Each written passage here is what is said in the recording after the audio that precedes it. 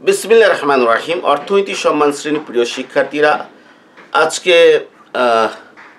আলোচনা করব মৌলিক গণিত, ঠিক আছে, যেটা ফার্স্টের বেসিক ম্যাথ, যে আমার লিখিত বই যেটা আছে সেটার আলোকে আমি কি করব, আজকে আলোচনা করব। নবম অধ্যায়টা আলোচনা করব। ইতিমধ্যে লিখিত বইয়ের প্রথম অধ্যায়টা আলোচনা করেছি, এখন নবম অধ্যায়টা আলোচনা করব। নবম অধ্যায়টা সিলেবাসে পঞ্চম অধ্যায় হিসেবে লেখা আছে, আর আমার ইউটিউব লেকচারে এটা আমি নবম অধ্যায়টাকে ইউটিউবের লেকচারে আমি ক্রম হিসাবে প্রথম অধ্যায়ের উপর আমি নবম অধ্যায়টা কী করেছি, আমি রেখেছি। কারণ হচ্ছে সমীকরণ না শিখে আপনি বাকিগুলো কি করতে পারবেন না। এটা ব্যাখ্যা আমি এই সমীকরণ পদ্ধতির প্রথম ক্লাসে কি করেছি দিয়েছি, দয়া করে সেখানে দেখে নেবেন। এবং আরও যেটা বলেছি সেটা হচ্ছে যে আমার চ্যানেল যদি খুঁজে পেতে চান, তাহলে হঠাৎ ইউটিউবে একটা ভিডিও দেখলেন, আপনি আমার চ্যানেলে প্রবেশ করলেন না, দয়া করে আপনি কি করবেন, এই গোল চিহ্নের ভিতরে একটা ছোট্ট মেয়ের ছবি আছে, সেখানে ক্লিক করবেন, ইউটিউব চ্যানেলে প্রবেশ করবেন, দেখবেন যে আকমল হোসেন মালিহা লেখা আছে, ঠিক আছে। এরপরে দেখবেন যে ওখানে হোম আছে, এই হোমে ক্লিক করে আপনি ফার্স্ট ইয়ারে ক্লিক করবেন, দেখবেন ম্যাথ পুরা ক্লাস দেওয়া আছে, ম্যাক্রো দেওয়া আছে, সাথে আমার বইও আছে, মাইক্রো দেওয়া আছে, ঠিক আছে, সমস্ত লেকচার স্ট্যাট সমস্ত লেকচার দেওয়া আছে।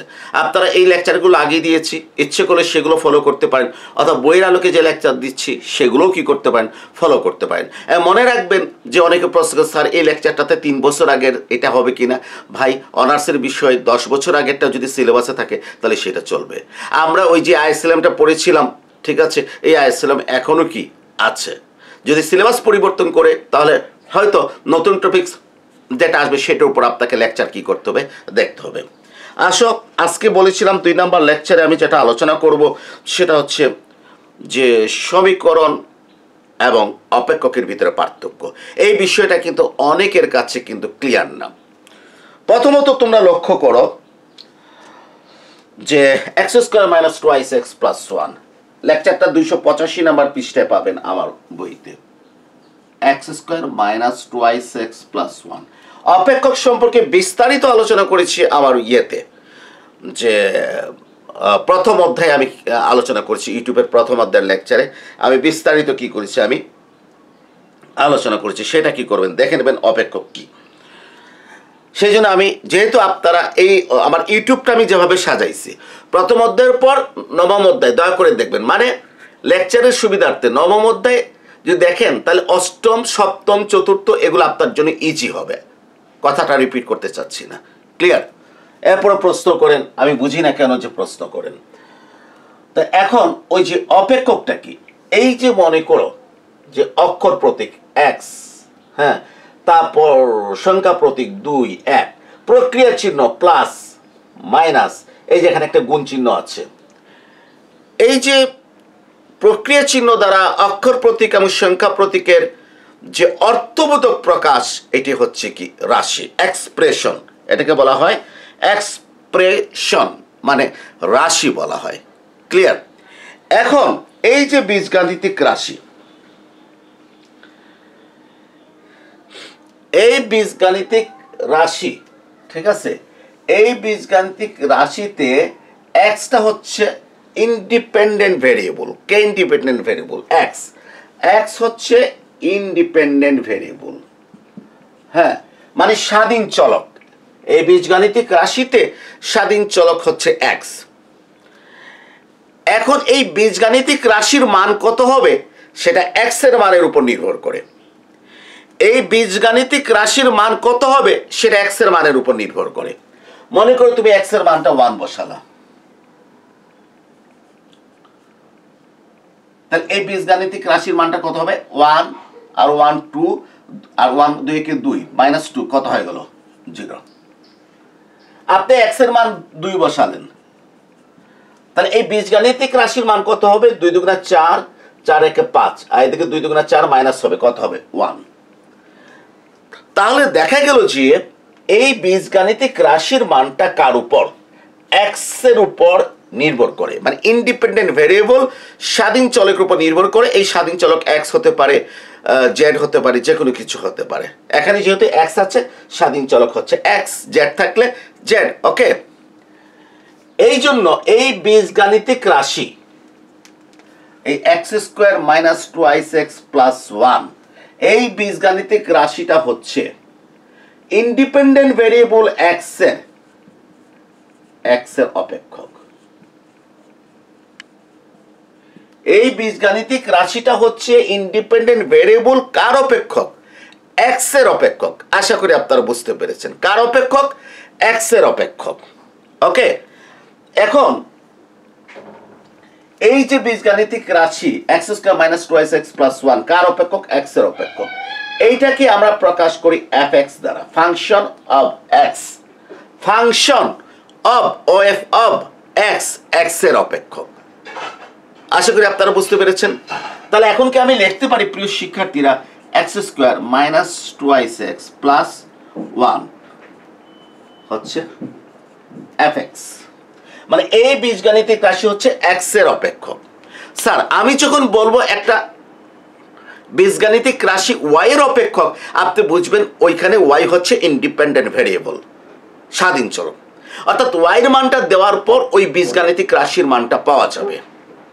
স্যার আমি যদি বলি যে এই বীজগাণিতিক রাশি যদি জেড এর অপেক্ষক, আপনি বুঝবেন এই বীজগাণিতিক রাশিতে জেড হচ্ছে independent variable.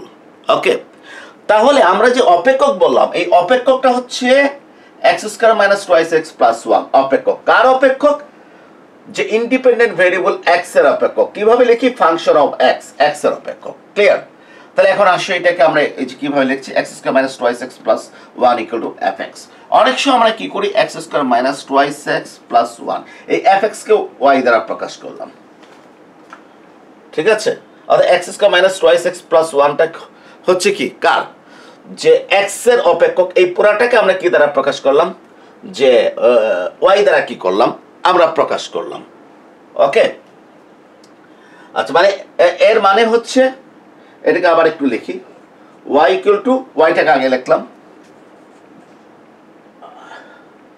Y equal to x square minus twice x plus one. ওয়াইটাকে আগে লিখলাম, x square minus twice x plus one কি করলাম? লিখলাম।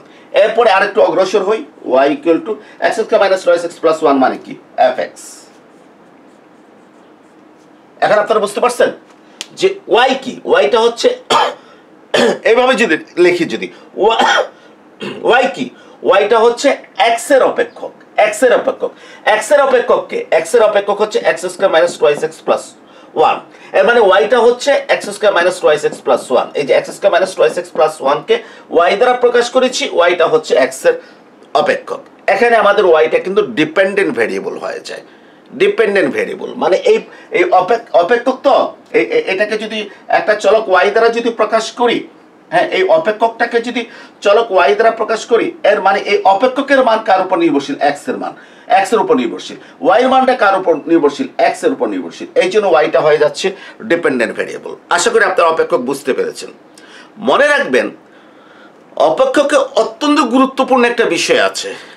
সেটি কি? সেটি হচ্ছে ইন্ডিপেন্ডেন্ট ভেরিয়েবলের একটি মানে অপেক্ষকের শুধুমাত্র একটি মান থাকবে। আবার বলছি, ইন্ডিপেন্ডেন্ট ভেরিয়েবলের একটি মানে অপেক্ষকের শুধুমাত্র একটি মান থাকবে। যদি এক্স এর একটা মানে, ইন্ডিপেন্ডেন্ট ভেরিয়েবল এক্স এর একটা মানে যদি অপেক্ষকের একাধিক মান থাকে, দুইটা বা তিনটা বা চারটা মান থাকে, তাহলে এটা কোনোভাবেই অপেক্ষক হবে না। এটা কোনোভাবেই কি অপেক্ষক হবে না। তাহলে মনে রাখবেন, কি মনে রাখবেন? মনে রাখবেন যে ইন্ডিপেন্ডেন্ট ভেরিয়েবল মানে স্বাধীন চলকের একটি মানে অপেক্ষকের কেবলমাত্র একটা মান থাকবে। ঠিক আছে, একটা মান পাওয়া যাবে। আমরা অপেক্ষক বুঝলাম। ঠিক আছে,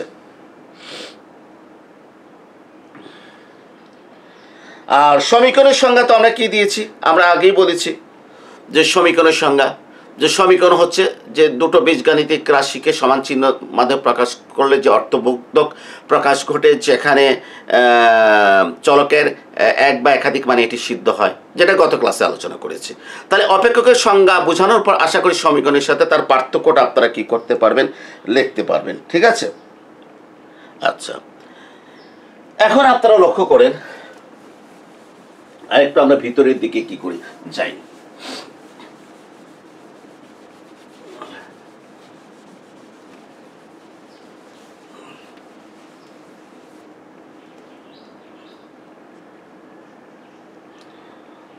অপেক্ষকে কমপক্ষে কয়টা চলক থাকে? দুইটা চলক থাকে কমপক্ষে। এই যে আমরা এইভাবে যদি প্রকাশ করি, ঠিক আছে, তাহলে এক্স হচ্ছে ইন্ডিপেন্ডেন্ট ভেরিয়েবল, আর ওই যে পুরো অপেক্ষকটাকে আমি সংক্ষেপে ওয়াই দ্বারা প্রকাশ করেছি, ওয়াইটা হচ্ছে ডিপেন্ডেন্ট ভেরিয়েবল। তাহলে কমপক্ষে দুইটা চলক থাকে, দুইটা চলকের ভিতরে পুরো অপেক্ষকটাকে আমি ওয়াই দ্বারা প্রকাশ করেছি। ইন্ডিপেন্ডেন্ট ভেরিয়েবল একাধিক হতে পারে, ঠিক আছে, অপেক্ষকে। কিন্তু সমীকরণে একটা চলক থাকতে পারে, যেমন আমি উদাহরণ দিচ্ছি, টোয়াইস এক্স ইকুয়াল টু 10। এটা হচ্ছে কি একটা সমীকরণ, এটা হচ্ছে একটা সমীকরণ। এখানে কয়টা চলক আছে? এখানে একটাই চলক আছে, এখানে একটাই কি আছে? চলক আছে সমীকরণে। আশা করি বুঝতে পেরেছেন। এবং এই সমীকরণটা x = 5 এই মানে কি হবে? সিদ্ধ হবে, অন্য কোনো মানে সিদ্ধ হবে না। 6 বসার 6 দুগুণা 12, 12 আর 10 সমান হবে না। অর্থাৎ এই সমীকরণে একটা চলক আছে।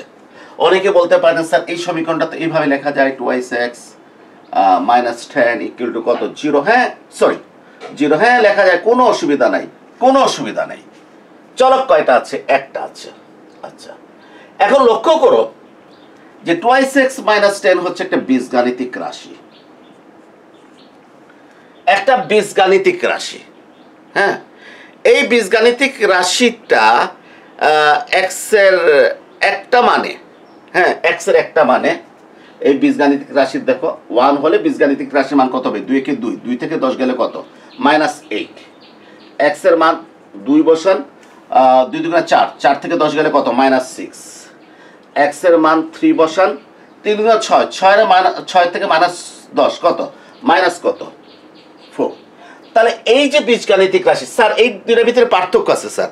এটা হচ্ছে কিন্তু সমীকরণ, এখানে একটা বীজগাণিতিক রাশি আছে, এখানেও আছে রাশি, সমান চিহ্ন দ্বারা কি করেছি আমরা? দুইটা অংশ কি করি? সমান করেছি। এইটা বা এটা হচ্ছে কি?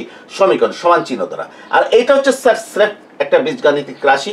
এই রাশিটা x এর একটা মানে, রাশির কয়টা মান বের হয় স্যার? একটা মান। দুইটা মান কি বের হয়েছে? বের হয় নাই, একটা মান স্যার কি হচ্ছে? বের হচ্ছে। অতএব এই 2x - 10 হচ্ছে একটা অপেক্ষক, আর এই অপেক্ষককে আমি প্রকাশ করলাম কি দ্বারা? y দ্বারা। তখন দেখেন স্যার, অপেক্ষককে যখন প্রকাশ করতে চাই, এটা হচ্ছে স্বাধীন চলক একটা, এটা হচ্ছে ডিপেন্ডেন্ট ভেরিয়েবল একটা, কয়টা? দুটো হয়ে গেল। কমপক্ষে দুটো চলক থাকবে। একটা হচ্ছে ওই অপেক্ষক, যেটা হচ্ছে ডিপেন্ডেন্ট ভেরিয়েবল দ্বারা প্রকাশ করা হয়, আর ইন্ডিপেন্ডেন্ট ভেরিয়েবল x থাকতে পারে, আরও বেশিও কি থাকতে পারে। তাহলে আমরা অনেক সময় যে একটু সমস্যা সৃষ্টি করে ফেলি, এটা সমীকরণ, এটাও তো অপেক্ষক। জি না স্যার, এটা সমীকরণ, ঠিক আছে। হ্যাঁ, এই সমীকরণে এই বীজগাণিতিক রাশিতে x এর যে বিভিন্ন মান বসালে অপেক্ষকের কি হবে? বিভিন্ন মান কি মানে এই রাশিটার বিভিন্ন মানে রাশিটার একটি একটি করে মান আসবে। অতএব এই বীজগাণিতিক রাশিটা হচ্ছে অপেক্ষক, যেটাকে y দ্বারা কি করেছি? প্রকাশ করেছি। আর এটা হচ্ছে সমীকরণ, এটা শুধু x এর 5 মানে সিদ্ধ হয়। x এর মনে করো 1 2 3 এই মানে এই সমীকরণটা কিন্তু সিদ্ধ হয় না, সিদ্ধ হয় না। আশা করি আপনারা বুঝতে পেরেছেন। এরপরে লক্ষ্য করেন স্যার, আমি বলেছি সমীকরণের চলকগুলো এক বা একাধিক মানে সিদ্ধ হয়।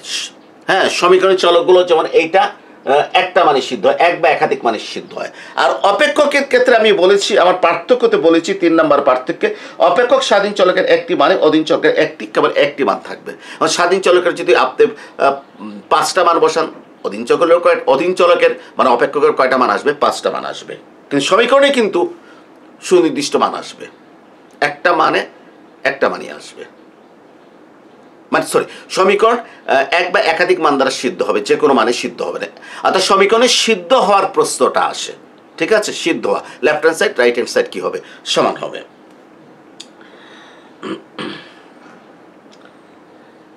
সমীকরণ সমাধান করে চলরাশির যে মান পাওয়া যায়, সমীকরণ সমাধান করে চলরাশির যে মান পাওয়া যায় তাকে কি বলে? রুট বলে, বা বলে, মূল বলে। বাংলায় মূল বলে, ইংরেজিতে রুট বলে। সমীকরণ সমাধান করে চলরাশির যে মান পাওয়া যায় তাকে কি বলে? রুট বলে ইংরেজিতে, বাংলায় মূল বলে। ক্লিয়ার? আচ্ছা, আর অপেক্ষকের ক্ষেত্রে যে এক্স, ইন্ডিপেন্ডেন্ট ভেরিয়েবল এক্স এর যে মানগুলো আছে সেই মানগুলোর সেটকে বলা হয় ডোমেইন। কি বলা হয় স্যার? ডোমেইন। অপেক্ষকের যে ইন্ডিপেন্ডেন্ট ভেরিয়েবলের যে কি আছে, মান আছে, যে মানগুলো সে গ্রহণ করতে পারবে সেগুলোকে বলা হয় কি? ডোমেইন। যেমন এখানে মনে করেন ডোমেইন কত? 1 2 3। ওকে, অর্থাৎ এক্স যে মানগুলো গ্রহণ করতে পারে এটা হচ্ছে ডোমেইন। আর এক্স যে মানগুলো গ্রহণ করতে পারে সেটার ভিত্তিতে অপেক্ষকের মান, মানে ডিপেন্ডেন্ট ভেরিয়েবলের যে মানগুলো আসতে পারে সেই মানগুলোর সেটকে বলা হয় রেঞ্জ। কি বলা হয়? রেঞ্জ। যেমন এখানে রেঞ্জ কত? -8, -6, -4। আশা করি আপনারা বুঝতে পেরেছেন। তাহলে সমীকরণের সাথে রুট বা মূলের কি রয়েছে? সম্পর্ক রয়েছে। মানে সমীকরণ সমাধান করে আমি এক্স এর মান 3 পেলাম এবং এক্স এর মান 5 পেলাম। তাহলে এই সমীকরণের রুট কয়টা বা মূল কয়টা? দুইটা। একটা হচ্ছে x = 3, x = 5। কিন্তু অপেক্ষকে যে ইন্ডিপেন্ডেন্ট ভেরিয়েবল যেটা আছে সেটাতে যে মানগুলোর সেট আছে সেগুলোকে বলা হয় ডোমেইন। আর ডিপেন্ডেন্ট ভেরিয়েবল মানে ওই যে বীজগাণিতিক রাশি যেটা, এইটার যে মান যেটাকে আমরা ওয়াই দ্বারা প্রকাশ করি, এইটাকে আমরা বলি, মানের সেটগুলোকে আমরা বলি কি? রেঞ্জ। আশা করি তোমরা বুঝতে পেরেছ।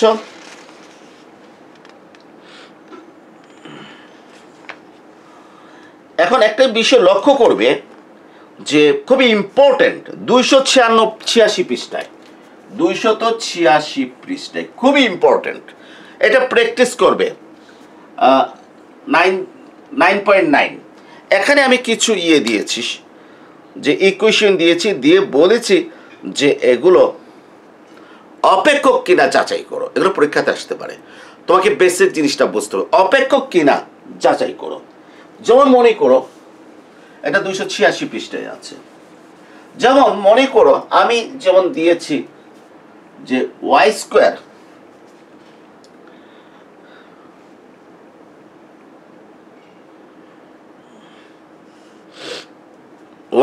ইকুয়াল টু কত?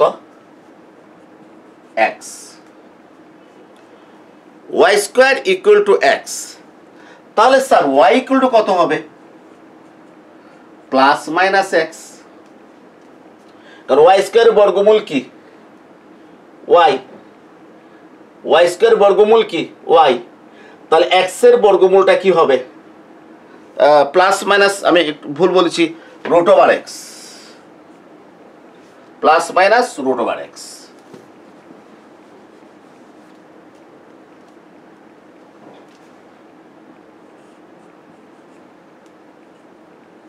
এই দেখো, ওয়াই স্কোয়ারের বর্গমূল নিলাম, এক্স এর বর্গমূল নিলাম। এক্স এর বর্গমূল plus minus X, Y square বর্গমূল হচ্ছে Y plus minus root over X. ঠিক আছে, plus minus root over X. তো যখন এই বর্গমূল দেব, রুট ওভার এক্স সাথে কি আছে? প্লাস মাইনাস দিতে হবে। কেন কেন দিলাম একটু বোঝার চেষ্টা করো। 4 এর বর্গমূল -2 হতে পারে, +2 হতে পারে। -2 বর্গ 4, +2 বর্গ কত? 4। -2 বর্গ 4, +2 এর বর্গ কত? 4। অতএব 4 এর বর্গমূল -2 হতে পারে, 4 এর বর্গমূল +2 হতে পারে। অতএব 4 এর বর্গমূল কি হবে? Plus minus. Plus minus.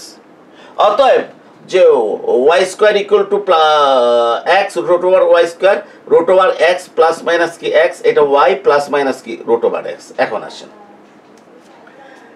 X এর মান যদি আপনি 4 বসান তাহলে ওয়াই এর মানটা কত? রুট ওভার 4 সমান কিন্তু স্যার মনে রাখবেন, রুট ওভার 4 সমান কিন্তু 2 অলওয়েজ। রুট ওভার 4 কিন্তু প্লাস মাইনাস 2 না, মনে রাখবেন রুট ওভার 4 হচ্ছে কি? 2। আমি একটু পরে একটু ব্যাখ্যা দেব। আচ্ছা, এখানে কি আছে? প্লাস আছে না, ওয়াই এর মানটা +2 হবে, ওয়াই এর মানটা -2 হবে। তাহলে x এর একটা মানে অপেক্ষকের মানে y এর কয়টা মান পেয়েছেন? একাধিক মান পেয়েছেন না? x এর একটা মানে অপেক্ষকের মানে ডিপেন্ডেন্ট ভেরিয়েবলের, অপেক্ষক না বলে বলি ডিপেন্ডেন্ট ভেরিয়েবলের বা বীজগাণিতিক রাশির, যেটাকে সংক্ষেপে প্রকাশ করেছি y দ্বারা, একাধিক মান পেয়েছেন। একটা মান পেয়েছেন +2, আরেকটা মান পেয়েছেন -2, একাধিক মান পেয়েছেন। কিন্তু আমরা কি জানি? আমরা জানি স্বাধীন চলকের একটা মানের ডিপেন্ডেন্ট ভেরিয়েবলের একটা মান থাকলে এই রিলেশনটা কি হবে? অপেক্ষক হবে। কিন্তু আমরা একাধিক মান পেয়েছি, অতএব এই রিলেশনটা অপেক্ষক হবে না। এটা অপেক্ষক হবে না, এটা স্যার অপেক্ষক হবে না। অপেক্ষক হতে হলে x এর একটা মানে y কয়টা মান থাকতে হবে? শুধু একটা মান। কিন্তু x এর মান 4 বসালে আপনি দেখেন 4 বসান, 4 এর বর্গমূল হচ্ছে কত? 2। আগে কি আছে? +2 -2, কারণ +2 বর্গও কত? 4, -2 বর্গও কত? 4। তাহলে x এর মান 4 হলে y এর মান কয়টা হতে পারে? দুটো হতে পারে, একাধিক হতে পারে, অথবা এটা অপেক্ষক হবে না। অপেক্ষক হওয়ার শর্ত হলো x এর একটা মানে y শুধুমাত্র একটা মান থাকতে হবে। এটা অপেক্ষক হবে না স্যার, ঠিক আছে? ওকে, এখন আপনারা একটা জিনিস বোঝার চেষ্টা করেন।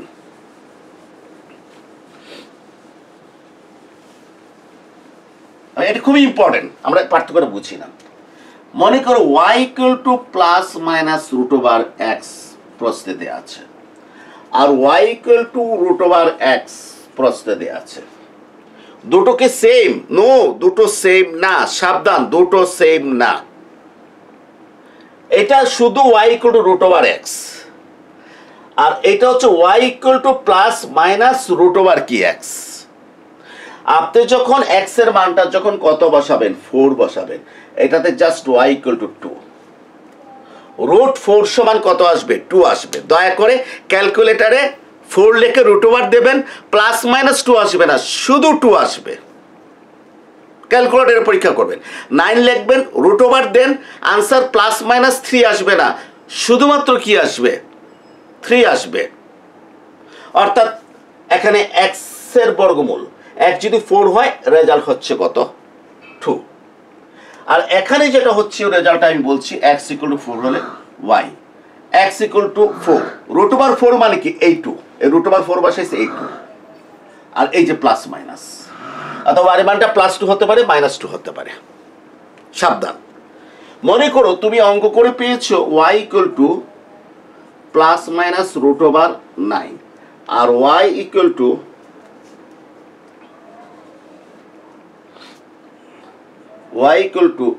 √9। দুটার ভিতরে পার্থক্য আছে। তোমাকে যদি y √9 বলে, তাহলে তুমি সুতরাং y কত লিখবা? শুধু 3 লিখবা। এই √9 এর জন্য +-3 লেখা যাবে না, ভুল। আর এইভাবে যদি থাকে যে y +-√9, y কত লিখবা? +-3, মানে 9 এর বর্গমূল +3 হতে পারে, -3। √9 তো 3, আর এই প্লাসের কারণে +3 -3। হ্যাঁ, ঠিক আছে। এখন আসেন, এখন একটা কথা একটু বলে ফেলা ভালো। যখন আপনি y² কত পাবেন? 9 পাবেন, তখন আপনি y লিখবেন +-√9। যদি আপনি এইভাবে লেখেন y √9, ভুল হবে। কি হবে? ভুল হবে, কারণ আপনার ছিল y² কত? 9। টেকনিক্যাল ভুল। এই ভুলটা হয়তো আমিও অতীতে করে যেতে পারি মনের অজান্তে। মনে করছি প্লাস কি করেছি, দিয়েছি। আসলে গণিতের নিয়মে মনে রাখবা y² 9, y² 9। পরের লাইন y +-√9, y √9 লেখাটা ভুল হবে। কারণ আমরা করি কি? সাধারণত আমরা করি y √9 লিখে আমরা +- কি লিখি? 3 লিখি। এখানে কিন্তু আমরা y কত লিখি? +- কত লিখি? 3 লিখি। স্যার না, মনে রাখবেন √9 সমান শুধু 3, কোনো মাইনাস নাই স্যার। √16 শুধু 4, কোনো মাইনাস নাই। √25 সমান 5, কোনো -5 না স্যার। আমরা যেটা অভ্যস্ত হয়ে গেছে, আমরা যেটা মনে করি, হ্যাঁ, যে √9 মানে কি +-3, √16 মানে কি +-4, √25 মানে কি +-5। জি না, এটা শুধুমাত্র প্লাস মান। হ্যাঁ, যদি রুট ওভারের আগে যদি প্লাস মাইনাস থাকে তাহলে ঠিক আছে, আর রুট ওভারের আগে প্লাস মাইনাস কখন থাকবে? যদি এই ফরম্যাটে যদি থাকে, আপনি ওয়াই স্কোয়ার থেকে যদি ওয়াইতে আসেন তাহলে আপনি 9-এরকে কি লিখবেন, প্লাস মাইনাস দেবেন। কারণ যে এখানে 9-এর মানটা কিন্তু শুধু কি আসবে, বর্গমূল 3 আসবে। একটা প্লাস 3 দিলেও বর্গ করলে 9 হবে, একটা মাইনাস 3 দিলেও বর্গ করলে 9 হবে। এই জন্য আমরা আগে প্লাস মাইনাসটা কি করি, লিখি। অর্থাৎ এই লাইনের পর এই লাইনে আসার পর আমরা প্লাস মাইনাস দেই না, দেই এই প্লাস মাইনাসটা কি মানে এই লাইনে প্লাস মাইনাস দেই না, এখানে দিয়ে দিই না। এই লাইন থেকে এই লাইনে আসার পর এই লাইনে কি করতে হবে, প্লাস মাইনাস কি করতে হবে, দিতে হবে। অতএব আপনারা মনে রাখবেন, যদি কোনো গ্রাফ আঁকতে দেয়, যদি কোনো